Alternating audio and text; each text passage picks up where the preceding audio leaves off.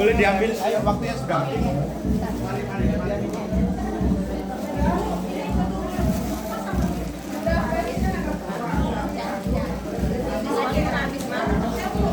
Waktunya sudah habis.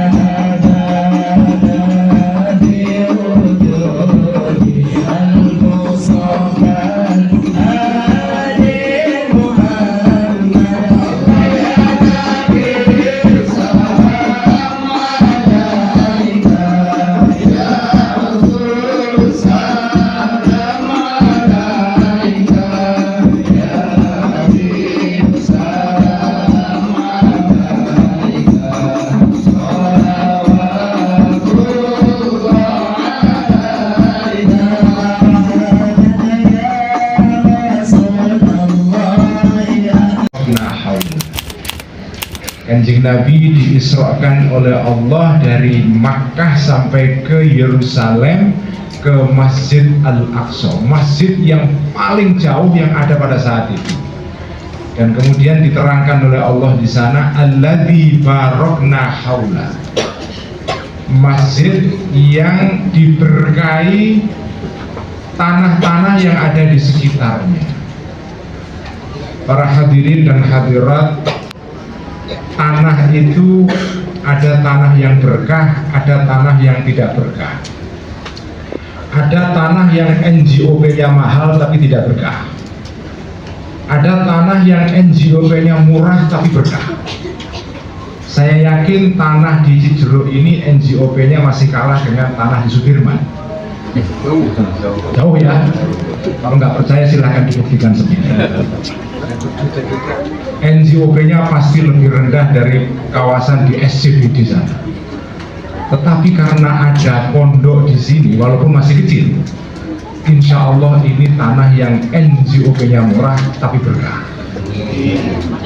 Ada tanah yang NJOP-nya mahal dan berkah, itu bagus. Tapi minimal tanah itu berkah walaupun NJOP-nya murah. Kenapa ada tanah berkah dan tanah tidak berkah?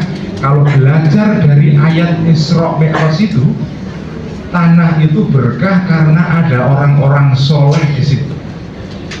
Kenapa tanah di sekitar Al-Masjidul Aqsa diberkahi?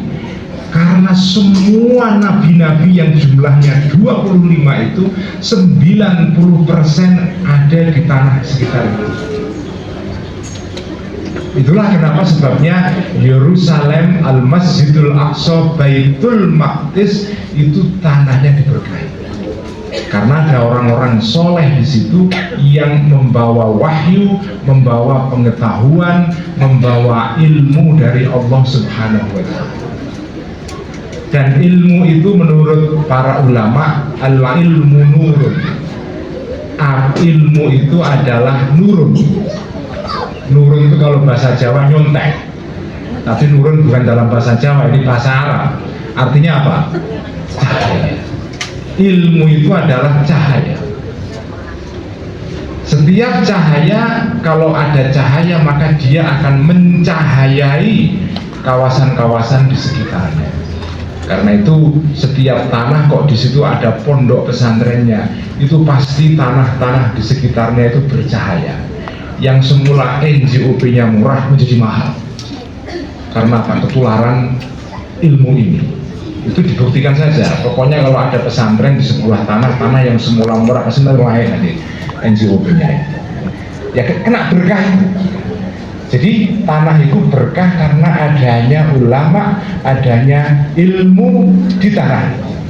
Nah kita berharap desa apa namanya ini Tajur Halang, ya.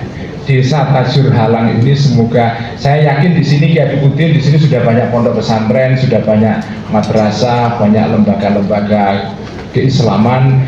Jadi dengan tambahnya pondok pesantren Siti Dumilah ini, semoga tanah atau desa apa namanya Tajur Halang dan Kecamatan Cijeruk ini menjadi tambah berkahnya, menjadi bertambah-tambah lagi. Sedikit keterangan, karena tadi Ibu Sri sebagai penggagas pondok pesantren ini belum menjelaskan kenapa kok pondok pesantren namanya Siti Dumilah. Ya, mungkin sudah pernah diterangkan pada tahun-tahun lalu, tapi kalau yang belum pernah dengar maka penjelasannya ini penting. Karena biasanya pondok pesantren itu namanya Al-Falah, At-Taqwa, Darul Ulum, Bahrul Ulum, apa pondoknya Ki Syukron apa namanya, Syukron Makmun, Darul Rahman, Darul Najah, begitu nama pondok-pondok itu. Nah ini kok ada pondok namanya Siti Dumilah, gak aneh sebetulnya ya, tapi ini tidak aneh. Siti Dumilah itu filosofinya besar sekali, tinggi sekali, dalam.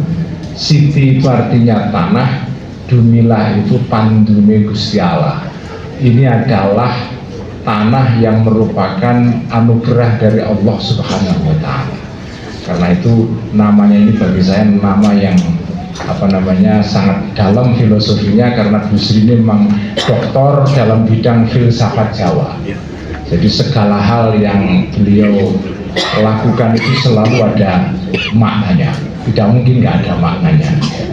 Semoga inisiatif dan niat Busri ini diberkahi oleh Allah Subhanahu wa Ta'ala, dan terima kasih kepada Kiai Habibuddin Tamami yang sudah menyempatkan datang untuk memberikan ceramah pada siang hari ini. Ini yang bisa saya sampaikan. Mohon maaf jika ada kekurangan kekhilafan.